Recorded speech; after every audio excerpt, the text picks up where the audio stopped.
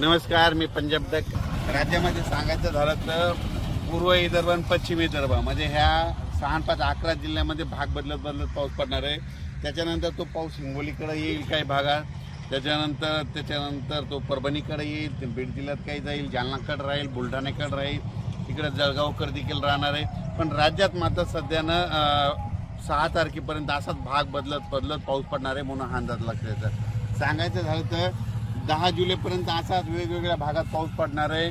सर्वदूर पडणार नाही म्हणून हे सर्वांनी लक्षात घ्यायचं.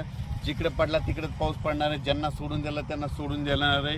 म्हणून जशी शेतीची कामं करायची वेळ असेल तशी तुम्ही शेतीची कामे करून घ्या.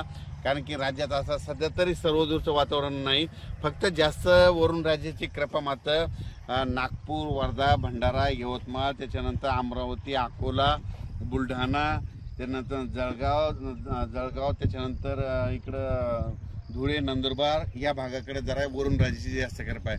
सध्या तरी पाऊस 10 तारखेपर्यंत त्या पट्ट्यामध्येच पडणार आहे.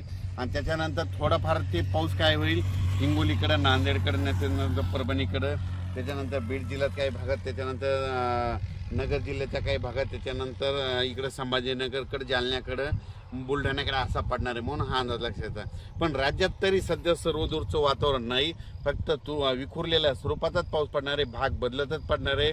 सर्वदूरचा सध्या पाऊस नाही. म्हणून योगायोगाने जशी शेतीची कामे करायची असेल तर तुम्ही शेतीची कामे करू शकता. त्याच्यानंतर राज्यात हे जे वारं चालू आहे हे काय होणार तुम्हाला सांगतो. हे वारं कशामुळे चालू आहे तर काय झालं म्हणजे जे 3 कमी दाबाचे पट्टे आहेत म्हणजे 3 लो प्रेशर आहेत, हे काय होईल की ते नागपूरहून वर्धाहून त्याच्यानंतर इकडून भंडाराहून अमरावती, लगेच बुलढाणा असं करत जळगाव हे MP राजस्थानकडे चालले. तिकडे जास्त जात असल्यामुळं आपल्या महाराष्ट्रामध्ये हे पाऊस जास्त सर्वदूर नाही.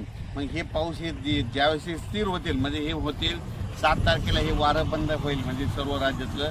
आणि 7 तारखेच्या नंतर परत मग 10 जुलैच्या नंतर वातावरण बदलायला सुरुवात होईल. म्हणून